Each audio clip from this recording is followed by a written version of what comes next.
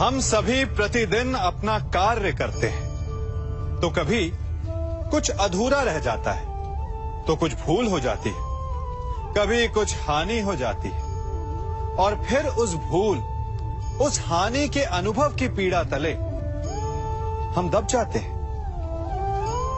अब आप लोग कहेंगे कि ऐसा होना तो स्वाभाविक है। यदि ऐसा है तो तनिक सूर्य की ओर देखिए। वो प्रतिदिन अंधकार से लड़ता है और हर रात्रि के पश्चात एक नई ऊर्जा, एक नए तेज के साथ उदित होता है। तो क्यों ना आप भी अपने जीवन की बीती पुरानी बुरी बातों को भुलाकर अपना प्रत्येक दिन नई ऊर्जा, नए जीवन की तरह प्रारंभ करें। विश्वास कीजिए, आपका जीवन सरल हो जाएगा और आनंददायी भी। वृक्ष जब फलता है तो कितना सुंदर लगता है। उसकी डालियां झुक जाती हैं। जितने अधिक फल, उतनी झुकी डालियां। कारण वृक्ष कहता है कि मेरे इन फलों को तोड़ो, उसका आनंद लो। इससे एक ओर हमें वृक्ष के मीठे फल खाने को मिलते हैं, तो दूसरी ओर वृक्ष के स्वयं का बोझ कम हो जाता है। इसी भांति यदि आप सफल हैं तो अहंकारी मत बनिए, विनम्र रहिए। ये विनम्रता ही आपके बोझ को कम करेगी। और यदि आप विनम्र ना रहे, झुके नहीं, तो आप अपनी ही सफलता के फलों के बोझ से टूट कर गिर जाएंगे। समय बदलता है, ऋतुएं बदलती हैं। जब गर्मियां होती हैं तो हम उलाना करते हैं कि बड़ी गर्मी है, बारिशें कब आएंगी। और जब बारिश आती है तब हम कहते हैं कि बड़ा चिपचिप, सर्दियां कब आएंगी। और जब सर्दियां आती हैं तब हम गर्मी की प्रतीक्षा करने लगते हैं। और इसी कारण हम किसी भी ऋतु का आनंद नहीं उठा पाते। कल क्या होगा इसके विषय में सोचकर अपना समय व्यर्थ करना बंद कीजिए। ऋतुओं पर आपका कोई वश नहीं, परंतु आज के, अभी के इस पल पर, इस क्षण पर आपका वश तो है। उसे जीना सीखिए, उसका आनंद उठाना सीखिए। सबके मन का सबसे बड़ा भय क्या है? सबसे बड़ा लालच क्या है? सबसे बड़ी चिंता क्या है? तनिक विचारिए। सबके मन का सबसे बड़ा भय, सबसे बड़ी चिंता है मृत्यु। सभी सोचते हैं, सभी भय खाते हैं कि कहीं मृत्यु ना आ जाए। सभी लालच करते हैं कि कुछ दिन और जीने को मिल जाए। सभी आशा करते हैं कि वे कभी ना मरे। और इसी मृत्यु के भय के कारण ही आप उस जीवन की उपेक्षा कर देते हैं जिसे आप जी रहे हैं। क्या कभी आपने सोचा कि आप मृत्यु से भयभीत क्यों होते हैं? क्योंकि आप जीवन में वो कर नहीं पाए जो आप करना चाहते हैं। और जो आप करना चाहते हैं वो कर पाना तभी संभव होगा जब आप मृत्यु के भय से निकलकर अपने जीवन के हर पल का उपयोग करना सीख जाएंगे। तो मृत्यु के भय से बचने का केवल एक ही मार्ग है, एक ही मंत्र है। अपने जीवन के हर पल को जियो। वृक्ष मुझे बहुत प्रिय हैं, बहुत अच्छे लगते हैं। आपको भी अच्छे लगते होंगे। कारण ये है कि वो हमें छाया देते हैं, अपनी शीतलता देते हैं, शांति देते हैं। परंतु मुझे वृक्ष एक और कारण से अच्छे लगते हैं, और वो कारण है वो सीख जो एक वृक्ष हम सभी को देता है। और वो सीख है अमरता। एक वृक्ष कभी नहीं मरता। मरने से पूर्व वो अपने जैसे कई वृक्ष अपने बीजों के द्वारा संसार को दे जाता है। तो अमर होने का केवल एक ही मार्ग है, और वो है जो आपके पास है। वो संसार को दो। अपना ज्ञान, अपना अनुभव, अपना आनंद बांटने में कंजूसी ना करें। कभी कृपण ना हो, तो आप संसार में सदा जीवित, सदा अमर रहेंगे। हम सभी घरों में रहते हैं, और अधिकतर लोगों के जीवन का ये एक स्वप्न तो होता ही है कि हमारा अपना घर हो, है ना? और बड़ी अद्भुत बात तो ये है कि कुछ समय के पश्चात हम उस घर को विस्तृत करना चाहते हैं, उसका आकार बदलना चाहते हैं, उसकी रूपरेखा बदलना चाहते हैं, क्योंकि इसमें आनंद भी है। तनिक सोचिए, जब आपको घर का वास्तु बदलना हो, उसे और सुंदर बनाना हो, तो पुराने निर्माण को तोड़ना पड़ता है, उसे गिराना होता है, घर में तोड़फोड़ करनी पड़ती है। क्योंकि निर्माण के विज्ञान में टूटने का ज्ञान बहुत ही आवश्यक है। ठीक उसी प्रकार यदि आपके जीवन में समस्याएं, विपदाएं या बाधाएं आपको थोड़ा तोड़ें, तो इसे संकेत समझिए कि आपके भीतर कुछ नया बनने वाला है, कुछ नए का निर्माण होने वाला है। और स्वागत करें इस नए निर्माण का, अपने जीवन के इस नए युग का। कभी वन में सिंह को अखेट करते देखा है? हमें लगता है कि सिंह तेजस्वी है, बलशाली है, तीव्र है, इसलिए वो अखेट कर पाता है। परंतु इस अखेट के दूसरे पक्ष को भी देखने का प्रयास कीजिए। सिंह अखेट तभी कर पाता है जब हिरण आस छोड़ देता है, जब वो भागना बंद कर देता है, जब वो संघर्ष करना छोड़ देता है। सिंह हिरण की मृत्यु नहीं चुनता, हिरण स्वयं अपनी मृत्यु चुनता है। ठीक उसी प्रकार असफलता हमें नहीं चुनती, हम असफलता को चुनते हैं। ये हम ही हैं जो आशा को छोड़कर संघर्ष करना छोड़ देते हैं और भाग्य का अखेट बन जाते हैं। इसलिए संघर्ष करना मत बंद कीजिए, प्रयास करते रहिए और सफलता आपकी मुट्ठी में होगी। जब घर में अंधकार छा जाता है, तो प्रकाश लाने के लिए आप क्या करते हैं?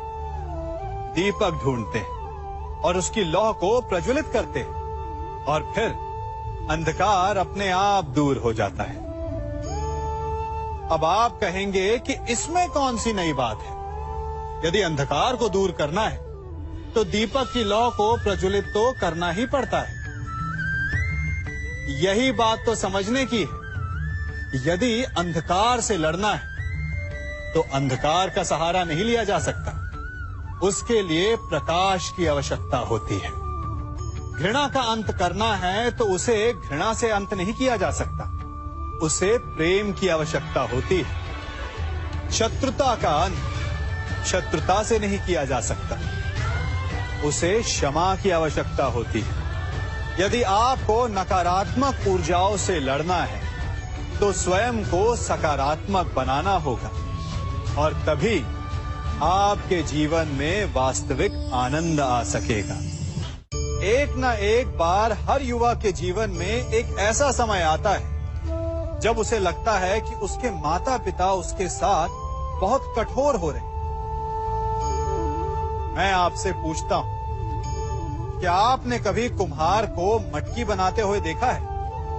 वो गीली माटी से मटके को चाक पर आकार देता है, और वास्तविक आकार वो मटकी को तब देता है जब वो लकड़ी के संभल से मटके को बाहर से पीटता है।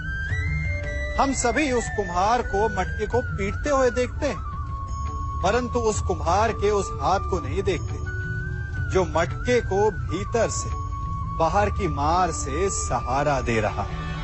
हमारे माता पिता भी ऐसे ही होते हैं।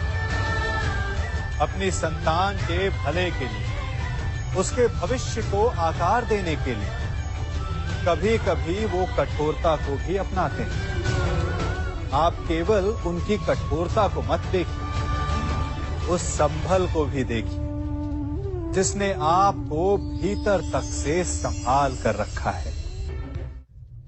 आप जानते हैं कि मैं क्या कर रहा हूं? मैं प्रतीक्षा कर रहा हूं कि कब इस वृक्ष पर फल लगेंगे और मैं उन मीठे फलों के रस को चख पाऊंगा। हंसी आ गई ना आपको? आप भी सोच रहे होंगे कि भला कौन सा मूर्ख बबूल के पेड़ को बोकर आम खाने की इच्छा रखता है। यदि कांटे बोए हैं तो फल नहीं, कांटे ही मिलेंगे।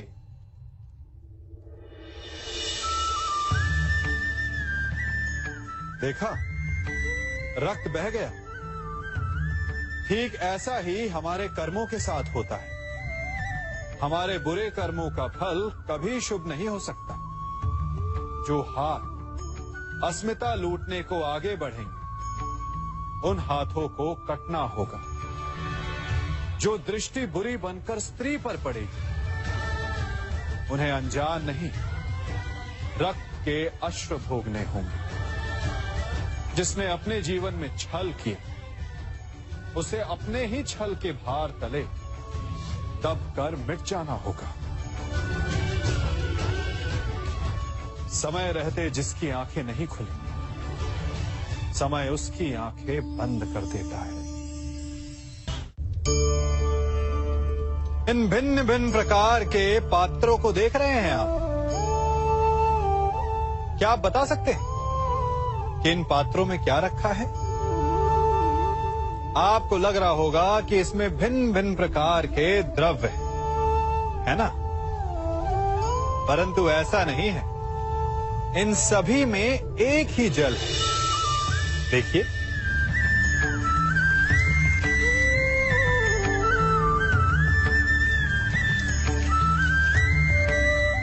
परंतु ये भिन्न भिन्न लगते हैं क्योंकि जिसमें ये जल रखा है उसके रंग को परिभाषित करता है। अब यूं समझिए कि इस पात्र में रखा जल हम हैं और ये पात्र वो संगति है जिसमें हम रहते हैं। हमारी संगति के गुण धर्म हमें, हमारे व्यक्तित्व को, हमारे संप्रेषण को बहुत प्रभावित करते हैं। इसलिए अपनी संगति पर जिनके साथ रह रहे हैं उन्हें चुनने में सावधानी बरतें, क्योंकि जल को अपना पात्र चुनने का अधिकार नहीं है, किंतु हमें अपनी संगति चुनने का अधिकार अवश्य है। हम सभी के जीवन के लिए मित्रता बड़ी महत्वपूर्ण है। हम सभी अपने जीवन में अपने अपने मित्र चुनते हैं।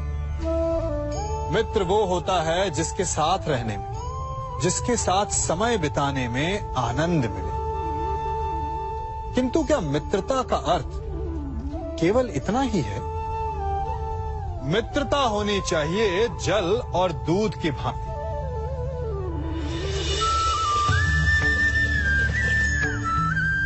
जो एक साथ सदा मिल जाते हैं, एक आकार हो जाते हैं। जब दूध उबलता है तो जल भाप बनकर उड़ता है ताकि दूध का अस्तित्व बना रहे। जब यह मिश्रण उफनता है तब दूध पात्र से पहले गिरता है ताकि वो जल को बचा सके। मित्रता भी इसी प्रकार होती है, किंतु यदि दूध में तनिक भी खटास आ जाए तो वो दूध को फाड़ देती है। ठीक इसी प्रकार यदि मित्रता में संदेह आ जाए तो वो मित्रता को समाप्त कर देता है। इसलिए मित्र बनाएं, किंतु झूठे संदेह से सावधान रहें। जब सागर का जल वाष्प बनकर उड़ता है तब वो हमें दिखाई नहीं देता।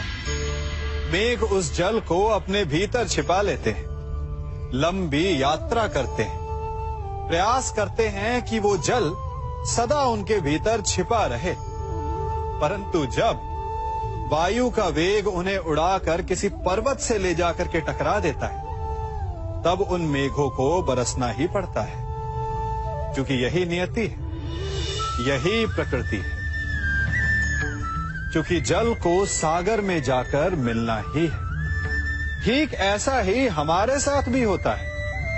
हम सत्य को अपने मन के मेघों में चाहे जितना छिपाने का प्रयास कर लें, परंतु समय की आंधी उसे वास्तविकता के पर्वत से ले जाकर के टकराकर हमारे समक्ष ले ही आती है। जिस भय के कारण आप सत्य को सामने नहीं लेकर आना चाहते, एक दिन वही भय हमारे समक्ष आकर खड़ा हो जाता है और फिर हम लाचार हो जाते हैं, क्योंकि हमने उस भय का सामना करने की तैयारी नहीं की होती। इसलिए सत्य से भागे नहीं, उसे छिपाए भी नहीं, उसे स्वीकार करें। भविष्य की बड़ी विपत्ति से बच जाएंगे। वृक्ष से टूटकर गिरे पत्ते को तो आप सभी ने देखा होगा। वो कुछ ही देर में मुरझा जाता है, पीला पड़ जाता है, सूख जाता है। वायु का वेग उसे उड़ाकर कहीं और ले जाता है, पैरों तले पिसता है, वर्षा के जल में गलता है। तो क्या यही अंत है? नहीं। इसके पश्चात क्या होता है वो विचारणीय है। एक पत्ता गलकर, सूखकर, पिसकर उसके अवशेष धरती में रिसते हैं और खाद बनते हैं, और उसके पश्चात वो खाद पेड़ की जड़ों में जाकर मिल जाता है और नवजीवन देता है एक और नए पत्ते को। अर्थात कहीं भी, कभी भी, कुछ भी ना अयोग्य होता है, ना बेकार होता है। इसलिए कुछ नष्ट हो जाने की चिंता करे बिना उसे आप समाज के हित में लगा दीजिए। विश्वास कीजिए, वो वस्तु, वो प्रयास कभी नष्ट नहीं होगा। कंकड़ों से बचने के लिए हम पदवेश पहनते हैं, भिन्न प्रकार के जूते पहनते हैं, और अच्छे जूते पहनकर कांटों के मार्ग पर चलना सरल हो जाता है। परंतु जब ये कंकड़, जब ये कांटे हमारे जूतों में होते हैं तो सरल मार्ग पर चलना भी कठिन हो जाता है। ठीक इसी प्रकार ये कंकड़, ये कांटे हमारे मन में होते हैं। ये कंकड़, ये कांटे होते हैं हमारा अतीत, जिसके भय के कारण हम उसे वर्तमान में स्वीकारना नहीं चाहते। कदाचित इसीलिए हमारे अतीत को भूत कहा गया है, क्योंकि एक भूत की भांति हमारा अतीत हमारा पीछा नहीं छोड़ता। इसलिए अपने अतीत के भयावह घटनाओं से भागे नहीं, उसे स्वीकारें। विश्वास कीजिए, आपका जीवन सरल हो जाएगा। कभी किसी पक्षी को घोंसले की नींव बनाते देखा है? अथक परिश्रम करके तिनका तिनका बिटोर कर वो पक्षी अपना घोंसला बनाता है, अपनी संतान के लिए एक सुरक्षित घर बनाता है। और फिर कहीं से तीव्र आंधी आती है, भारी वर्षा होती है, और उसका घोंसला तिनका तिनका करके बिखर जाता है। फिर वो पक्षी क्या करता है? वो रोता नहीं, ना ही विलाप करता है। वो बिना विलंब करे फिर से अपना घोंसला बनाना प्रारंभ कर देता है और सफलता पाता है। फिर हम क्यों छोटी छोटी असफलता से भयभीत होकर परिश्रम करना छोड़ देते हैं? एक बात सदा स्मरण रखिएगा, हर वृक्ष कुल्हाड़ी की एक मार से नीचे नहीं गिरता, हर चट्टान घन के एक प्रहार से नहीं टूटती। सफलता पाने के लिए अनावरत परिश्रम करना ही मात्र एक मार्ग है। स्वीकारण, सत्य का स्वीकारण मनुष्य के लिए बहुत ही महत्वपूर्ण है। जब तक मनुष्य सत्य को स्वीकार नहीं करता, उसे असत्य से लड़ने की शक्ति प्राप्त नहीं होती। जब आप भोजन करते हैं तो क्या होता है? आपका पेट स्वीकारता है कि वो भर चुका है और आप भोजन करना बंद कर देते हैं। जब आपको निद्रा आती है तो क्या होता है? आपका मन स्वीकारता है कि आपका शरीर थक चुका है और उसे विश्राम की आवश्यकता है। उसी प्रकार जब आपको किसी व्यसन को रोकना हो तो आपको स्वीकारना पड़ता है कि बहुत हो चुका, चाहे वो लालच हो या मदिरापान। उस व्यसन का त्यागना तभी प्रारंभ होता है जब आप ये स्वीकार कर लेते हैं कि आप उस व्यसन के बंधक हैं। आप इन दो पात्रों को देख रहे हैं। मेरे इस पात्र में जल है और ये पात्र मिष्ठान से भरा हुआ है। दोनों ही पात्र भरे, परंतु देखिए, मिश्री को जल में मिला दिया, जल ने मिश्री को अपना लिया, मिश्री ने अपना अस्तित्व खो दिया, परंतु जल को अभिमान है कि उसका अस्तित्व अभी भी बना हुआ है। परंतु जो इस जल को चखेगा उसे अवश्य पता चल जाएगा कि ये जल अब वो जल नहीं रहा, ये अब शरबत बन गया। हमारा त्याग, हमारे बलिदान भी ऐसे ही होते हैं। जो इस बात को अनुभव करते हैं वो समझ सकते हैं कि कैसे हमने समय की धारा को बदल दिया। जो बलिदान देते हैं उनका अस्तित्व कभी नष्ट नहीं होता, अपितु उनका बलिदान संसार में कुछ ना कुछ परिवर्तन अवश्य लाता है। हम सभी कभी ना कभी, कहीं ना कहीं अपने जीवन में यात्रा अवश्य करते हैं। हमारी यात्रा में कभी पक्के रास्ते आते हैं तो कभी कच्चे रास्ते। पक्के रास्ते मनुष्य बनाता है और कच्चे रास्ते जानते हैं कैसे बनते हैं? चलते चलते बन जाते हैं। जब लोग एक स्थान से जाते हैं तो पैरों के दबाव से नीचे की घास कुचल जाती है। बार बार उस मार्ग से जाने से धीरे धीरे मार्ग स्वतः ही बन जाता है। और यही जीवन है, यही नियति है। जब आपके जीवन में आपको मार्ग ना मिले तो रुकिए नहीं, आगे बढ़ते रहिए और आपके पैरों के दबाव से मार्ग स्वतः ही बन जाएगा। हम सभी अपने जीवन में सफलता चाहते हैं, है ना? उसके लिए हम रात दिन परिश्रम करते हैं, कड़ी मेहनत करते हैं, परंतु फिर भी असफल हो जाते हैं। परंतु ऐसा क्यों होता है? कभी सोचा आप सबने? क्योंकि सफलता पाने का मंत्र बड़ा कठिन नहीं, बड़ा सरल है। उचित विचार, उचित समय, उचित स्थान पर उचित प्रहार।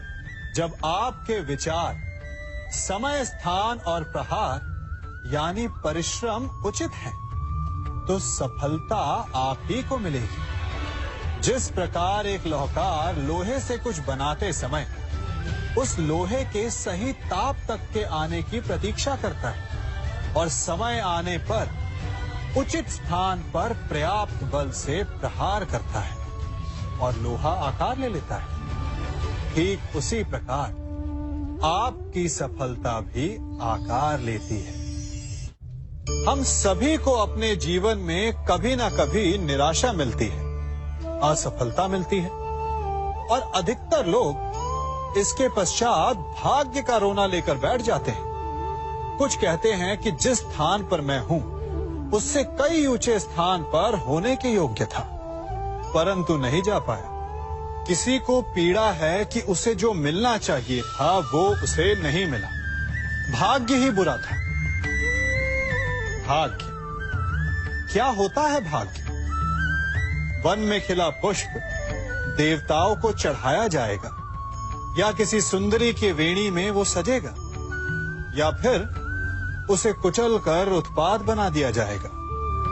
ये सब एक पुष्प के नियंत्रण में नहीं होता, परंतु जब तक उस पुष्प का अस्तित्व है, सुगंध बिखेरना उसके वश में अवश्य है। परंतु भाग्य हमारे वश में नहीं, और जो हमारे वश में नहीं उसके लिए दुखी होने से क्या होगा। कर्म पर वश है, वो कीजिए और धीरे धीरे भाग्य आपके वश में आ जाएगा, क्योंकि कर्म ही प्रधान है। हम में से ऐसा कोई नहीं जिनकी परछाई उनसे दूर रहती है। हमारी परछाई सदैव हमारे साथ रहती है। कदाचित हमारी परछाई हमारे कर्मों के फलों का संकेत है। कदाचित इसी कारण कई बार हमें अपनी परछाई से भय भी लगता है, परंतु इस भय से निवारण पाने का एक साधन अवश्य है। वो है सूर्य की ओर मुख करना या किसी प्रकाश के स्रोत की ओर मुख करना, क्योंकि तब हमें हमारी परछाई दिखाई नहीं देती। यदि इसे जीवन के संदर्भ में देखें तो ये प्रकाश का स्रोत शुभ कर्मों की चेतना है। यदि आपके मन में शुभ कर्म करने की इच्छा है तो आपको कभी भी अपने कर्मों के फल का भय नहीं होगा, क्योंकि यदि आपका मन शुद्ध होगा तो आपके कर्म शुद्ध होंगे, और शुद्ध कर्मों का फल कभी अशुद्ध नहीं हो सकता। आज मैं आप सबको एक कथा सुनाता हूं। एक दिन प्रातः एक व्यापारी अपने घर से निकला। घर से निकलते ही एक बिल्ली ने उस व्यापारी का मार्ग काट दिया। व्यापारी घबरा गया। वो फिर से घर लौट गया और शुभ घड़ी की प्रतीक्षा करने लगा। और जब वो पुनः अपने घर से निकला तब वो वाहन जा चुका था जिससे राजा तक पहुंचकर उसे भेंट देनी थी। राजा को भेंट नहीं मिली। राजा क्रोधित हो गए। राजा ने उस व्यापारी का व्यापार बंद करवा दिया। इस कारण व्यापारी क्रोधित होकर घर पर अपनी पत्नी से लड़ बैठा। पत्नी अपने बच्चों समेत मैके वापस चली गई, और उस व्यापारी के जीवन में यदि कुछ रह गया था तो केवल अंधकार। और इन सब का कारण वो उस बिल्ली को मानता रहा जिसने उसका मार्ग काटा था। ऐसा ही एक दूसरा व्यापारी राजा को भेंट देने निकला, और उस व्यापारी का मार्ग भी एक बिल्ली ने काट दिया। वो व्यापारी तनिक घबराया, परंतु उसने आगे बढ़ना अधिक उचित समझा। राजा तक वो समय पर पहुंचा। उसने राजा को भेंट दी। राजा प्रसन्न हुए और राजा ने व्यापारी को अपना व्यापार बढ़ाने की अनुमति दी, स्वर्ण आभूषण दी। जब व्यापारी घर पर पहुंचा तो पत्नी को आभूषण और अपने बच्चों को देने के लिए वस्त्र थे उसके पास। हर ओर प्रसन्नता थी। समझ रहे हैं ना? दोनों के साथ एक ही प्रकार की घटना हुई, परंतु दोनों की प्रतिक्रिया भिन्न थी। ऐसा ही हमारा जीवन भी है। हमारे जीवन में प्रारब्ध का अपना स्थान है, परंतु उससे कई अधिक महत्वपूर्ण हमारी प्रतिक्रिया, हमारे सोच का प्रभाव है, क्योंकि यही हमारे जीवन को आकार देते हैं। इसलिए अपनी सोच को सकारात्मक रखिए। आपका जीवन सदैव आनंदमय रहेगा। कभी किसी सुरंग से बाहर निकले हैं आप? कैसा ना भूल पाने वाला अनुभव होता है ना? कितना भयावह अनुभव होता है। मानो हर पल ऐसा लग रहा होता है कि यदि इस सुरंग में बंद हो गए तो क्या होगा? कैसे निकलेंगे इस सुरंग से? सर्वत्र अंधकार होता है। परंतु यदि आप ध्यान से उस सुरंग के मुखाने पर देखें तो वहां सदा प्रकाश होता है, और उस प्रकाश तक वही पहुंच पाता है जो सुरंग की छोर तक पहुंच पाए। और ऐसा ही हमारा जीवन भी है। इसी प्रकार कई बार हम स्वयं को निराशा की सुरंग में पाते हैं, जहां बाहर जाने का मार्ग नहीं सूझता। मानो जैसे जीवन आनंद सब समाप्त हो जाएगा। परंतु ऐसी परिस्थिति में ठीक उस सुरंग की भांति इस निराशा को समाप्त करने वाला आशा का प्रकाश उसे ही मिलता है जो निरंतर आगे बढ़ता रहे। यदि आपके जीवन में कभी भी निराशा आए, कोई भी समस्या आए, तो उसका समाधान है निरंतर प्रयत्न करते रहना। प्रयत्न करते रहिए, आपको सफलता अवश्य मिलेगी। कभी आप ब्रह्म मुहूर्त में जगे? जगकर देखिए, संध्या होने के पश्चात जब रात्रि का अंधकार सारे संसार को धीरे धीरे अपने अंधकार में निगलने लगता है, तो यही अंधकार ब्रह्म मुहूर्त में भोर होने से ठीक पूर्व तनिक अधिक काला हो जाता है। कुछ समझे? हमारा जीवन भी कुछ ऐसा ही होता है। जब हमारे जीवन की समस्याएं अपने अंत पर होती है, तो यही समस्याएं एक भीषण रूप लेकर हमारे समक्ष प्रस्तुत हो जाती है और ऐसे परिस्थिति में अधिकतर लोग हार मान जाते हैं, भय खा जाते हैं। परंतु यदि आप हार न माने, भय न खाएं, दृढ़ रहें, निरंतर आगे बढ़ते रहें, तो प्रकाश के रूप में हमारा स्वागत करने के लिए सूर्य उदय सदा हमारे समक्ष प्रस्तुत रहेगा। आपने बरगद के वृक्ष को देखा है? जितना विशाल उतना दृढ़। पतझड़ में वो सूख जाते हैं, परंतु दुर्बल नहीं होते, टूटकर गिरते नहीं। और उसके विपरीत दलदल में उपजे वृक्षों को देखिए, वो दिखने में तो बड़े होते हैं, पतझड़ आए या शीत सदा हरे भरे होते हैं, परंतु इतने दुर्बल होते हैं कि जल धारा के हल्के से वेग से वो गिर जाते हैं।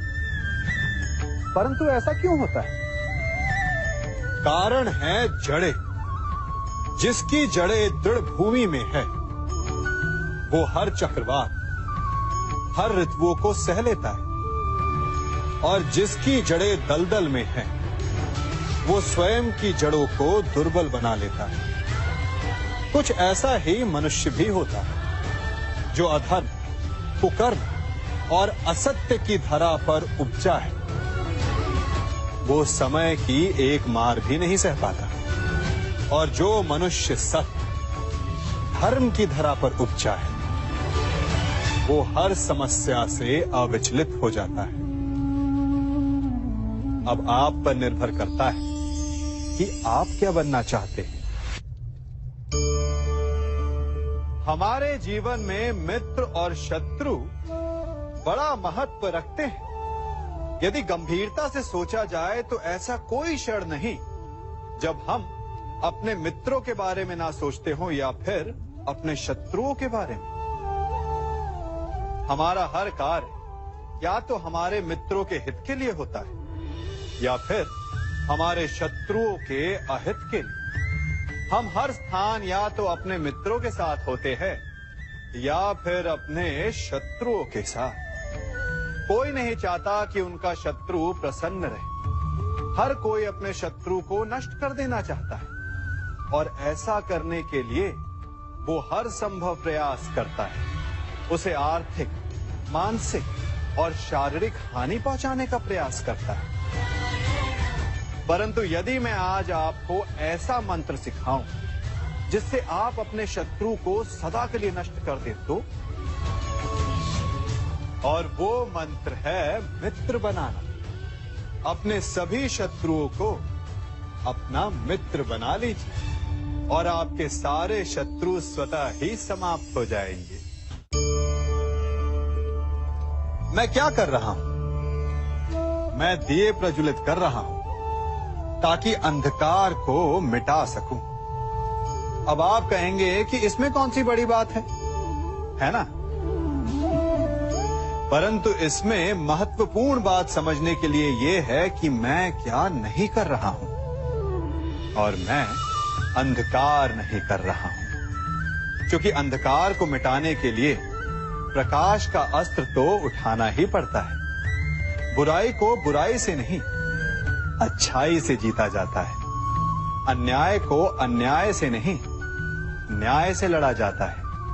क्रोध को क्रोध से नहीं, क्षमा का साथ लेना होता है। ठीक उसी प्रकार एक लोहा लोहे को काटता है, परंतु एक ठंडा लोहा ही गर्म लोहे को काट सकता है।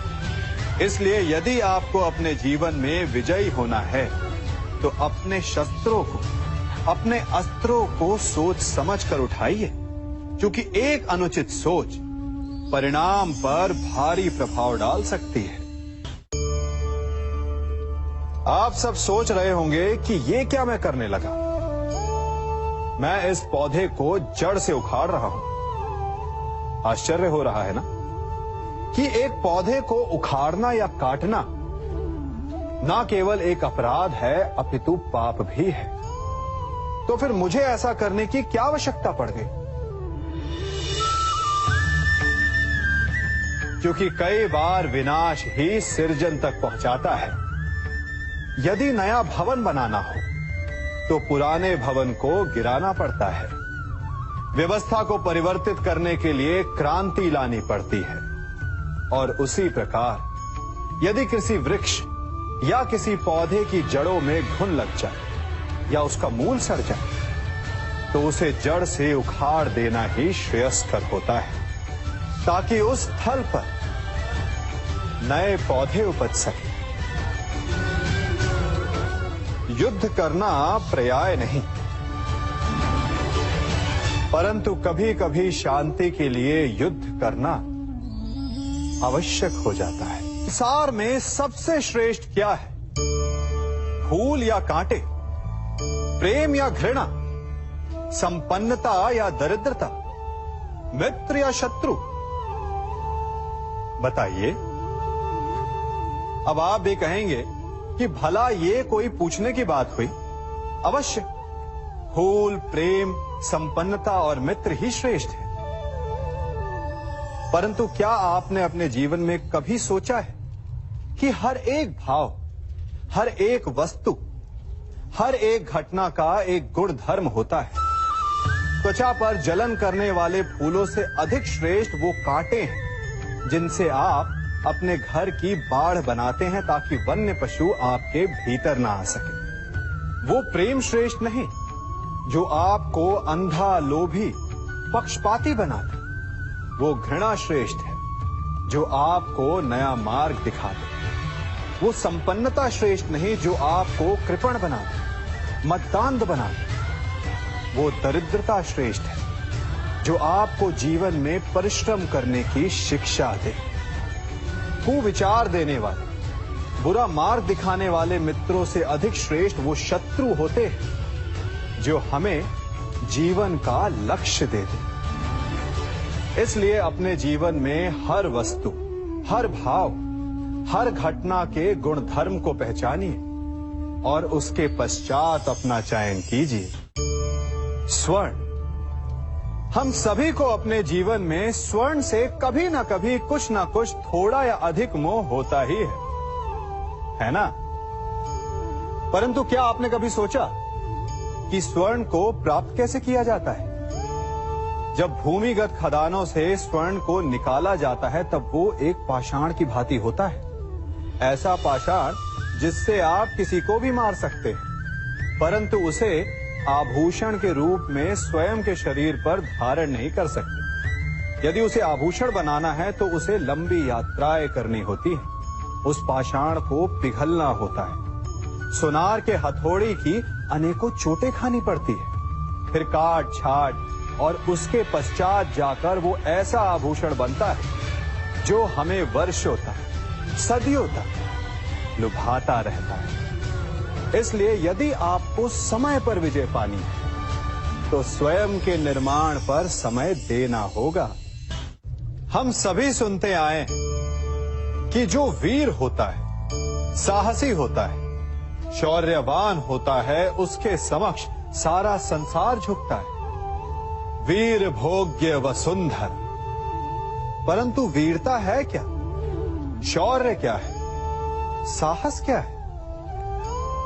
साहस युद्ध नहीं, वीरता विजय नहीं, शौर्य कभी ना गिरना नहीं, साहस किसी चुनौती के समक्ष खड़े होने का भाव है, तो वीरता उस चुनौती को उत्तर देने के लिए पूर्ण परिश्रम लगा देना है।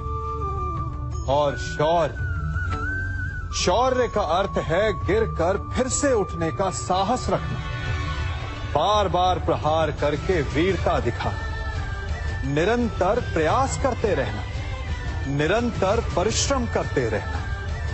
इसलिए विजयी होने से अधिक महत्वपूर्ण है शौर्यवान होना, क्योंकि जो शौर्यवान है उसे विजय मिलना निश्चित है। हम सभी बचपन से ये सुनते आए हैं कि अच्छे मित्र हमारे जीवन को पूर्णतः परिवर्तित कर सकते हैं, है ना? अच्छे मित्र, परंतु कौन? जिनसे आप प्रश्न पूछें और वो मित्र बिना किसी पक्षपात के, भय रहित होकर, बिना किसी लालच के आपको उचित उत्तर दें। परंतु सबके समक्ष ये समस्या आ जाती है कि आज के समय में ऐसे मित्र मिलना दुर्लभ है, वो तो होते ही नहीं। परंतु मैं आपको एक बात बताता हूं, हम सब के पास एक ऐसा मित्र होता है, बस हम उसे पहचान ही नहीं पाते। वो है दर्पण। दर्पण के समक्ष खड़े होकर आप स्वयं से पूछिए कि यदि आज आपका अंतिम दिन होता तो क्या आप वही करते जो आप कर रहे थे? आपको उत्तर मिले या ना मिले, परंतु आपकी दिशा अवश्य बदलेगी। इसलिए आपसे अतिरिक्त आपका सबसे घनिष्ठ मित्र, सबसे अच्छा मित्र और कोई नहीं। हम सभी अपने जीवन में कोई ना कोई कार्य करते हैं। कार्य करते हैं तो थकान की अनुभूति होती है, और यदि थकान ना उतरे तो कार्य करने का मन नहीं करता। हम आशा करते हैं कि कदाचित एक दिन में 24 के स्थान पर 26 घंटे होते तो आराम करने के लिए हमें और अधिक समय मिल जाता। हमें ऐसा अनुभव होता है कि हम बहुत अधिक कार्य कर रहे हैं, है ना? परंतु क्या आपने कभी सोचा है कि जो लोग संसार में सफल हैं, उनके पास भी सफल होने के लिए दिन में केवल 24 घंटे थे, तो फिर वो सफल क्यों है? इसका एक छोटा सा रहस्य है। वो कार्य चुनते हैं जो उन्हें प्रिय है, जिसे करने में उन्हें आनंद आता है। उन्हें लगता ही नहीं कि वो कार्य कर रहे हैं, उन्हें लगता है कि वो प्रतिपल आनंद मना रहे हैं। और जब आप आनंद मनाते हैं तो थकान कैसी? इसलिए यदि आप जीवन में कोई भी कार्य करें तो वो आपके मन को भाना चाहिए, या जो कार्य आप कर रहे हैं उसे अपने मन को भा देने दो। सफलता आपको मिलेगी। हमारा शरीर प्रकृति का एक महान आविष्कार है। इससे जटिल संरचना संसार में और कोई नहीं। हमारा शरीर जितना जटिल है, यदि इसे ठीक से जाना जाए तो इससे अधिक सरल ज्ञान देने वाला और कोई नहीं। हमारे शरीर में 5 इंद्रियां होती हैं जो हमें भाव, गुण और वस्तुओं का बोध कराती हैं। हमारे पास आंखें हैं, नाक है, स्पर्श के लिए त्वचा है, कान है और जीभा है। सबका भिन्न भिन्न कार्य है। आंखों से देखना, कानों से सुनना, नथनों से श्वास लेना, त्वचा से स्पर्श करना और जीभा से स्वाद लेना। परंतु क्या आपने कभी सोचा कि प्रकृति ने हमें 2 आंखें दी, 2 नथुएं दी, 2 कान दी, स्पर्श के लिए ये पूरा शरीर दिया, परंतु जीभा केवल 1 दी? ऐसा क्यों? क्योंकि प्रकृति चाहती है कि हम देखें अधिक, सुने अधिक और ज्ञान अधिक अर्जित करें, बोले कम। क्योंकि अधिक वाचाल नाश को निमंत्रण देता है। स्मरण रखिएगा, सागर तो आप सभी ने देखा होगा, बाहर से कितना उन्मुक्त और भीतर से कितना शांत। उसकी बलशाली लहरों को देखकर ऐसा लगता है कि मानो वो सब कुछ चूर चूर कर देगी, परंतु उसके गर्भ में ना जाने कितने अनदेखे अनजान जीव पलते हैं। उसके भीतर मोती मुक्ता जन्म लेता है। सागर एक है, परंतु उस सागर को लेकर के हमारी प्रकृति भिन्न भिन्न होती है। कोई उसमें तैरता है तो कोई उसकी लहरों का आस्वादन करता है, कोई उसमें अपने पांव भिगोता है तो कोई उसके भीतर जाकर मोती मुक्ता बाहर ले आता है, तो कोई तट पर बैठकर सागर की लहरों को निहारता है, कोई उसमें जीवन का आरंभ देखता है तो कोई उसमें अपने जीवन का अंत देखता है। सागर एक है, परंतु हमारी प्रकृति के अनुसार सागर की प्रकृति भी बदल जाती है। इसी प्रकार जीवन है सबके लिए समान, परंतु उस जीवन में आपको प्रसन्नता देखनी है, प्रसन्नता पानी है, या आपको पाना है अवसाद, ये आप पर निर्भर करता है। कभी आप ब्रह्म मुहूर्त में जगे हैं? जगकर आकाश की ओर देखेंगे तो पाएंगे कि भोर होने से ठीक पूर्व रात्रि तनिक अधिक घनी हो जाती है। अर्थात जब समस्याएं अपनी चरम सीमा पर होती है तो उनका हल निकट होता है, परंतु जो इस अंधकार से हार जाता है वो इस अंधकार में डूब जाता है, और जो संघर्ष करता है वो उस अंधकार से उभर आता है। सदैव स्मरण रखिएगा, अंत चाहे कितना भी अंधकारमय क्यों ना हो, उसके पश्चात एक नया आरंभ फूटता है, एक नया उदय होता है। चक्रवात के पश्चात जो शांति छाती है उसके पश्चात प्रारंभ होता है शुभ जीवन का, शुभ भविष्य का, शुभ नव प्रारंभ का। कहा जाता है कि मनुष्य योनि सभी योनियों में श्रेष्ठ है, उत्तम है। क्यों? क्योंकि वो बातें कर सकता है, विचार कर सकता है, या वो आविष्कार कर सकता है, अद्भुत यंत्र बना सकता है। नहीं, क्योंकि मनुष्य के भीतर करुणा, चेतना और सद्भाव वास करते हैं। सामान्यतः हर प्राणी योनियों की 4 उद्देश्य होते हैं: सोना, अपनी भूख मिटाना, अपना क्षेत्र बनाना और संतान की उत्पत्ति करना। किंतु मनुष्य योनि श्रेष्ठ इसलिए है क्योंकि अपनी भूख मिटाने के साथ साथ वो प्रयास करता है कि औरों की भूख भी मिटे, सब लोग मिलजुल कर विकास करें। वो समष्टि के लिए सोचता है। अपने आप चरना तो पशु की प्रवृत्ति होती है, परंतु दूसरे के लिए स्वयं का बलिदान कर देना, दूसरे के दुख को समझने की करुणा, यही प्रवृत्ति एक मनुष्य को भिन्न बनाती है। जिस दिन मनुष्य के भीतर करुणा लुप्त हो जाएगी, उस दिन वो मनुष्य सामान्य पशु बनकर रह जाएगा।